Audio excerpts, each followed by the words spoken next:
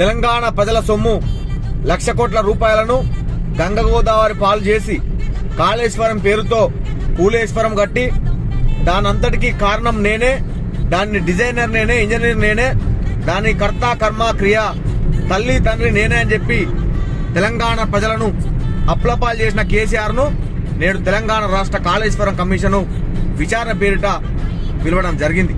దాని నేపథ్యంలో ఇవాళ కేటీఆర్ ఆయన మాట్లాడుతూ ఈ రాష్ట్ర ముఖ్యమంత్రిని, ఈ రాష్ట్ర ప్రభుత్వాన్ని తీవ్రంగా కించపరచడమే కాకుండా పరుష పదజాలంతో మాట్లాడడం జరిగింది.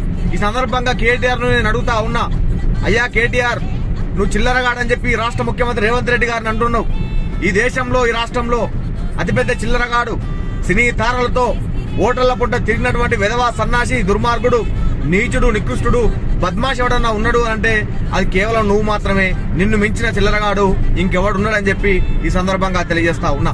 నీ అయ్యా సిద్దిపేట డిగ్రీ కాలేజీలో చదువుకుంటున్నప్పుడు బీడీల కోసం బియ్యం అమ్ముకొని, జేవుల ఖర్చులకు లేకపోతే, తాగనీకి మందుకు లేకపోతే బియ్యం అమ్మి ఆనాడు మందు తాగిన చరిత్ర మీ అయ్యది.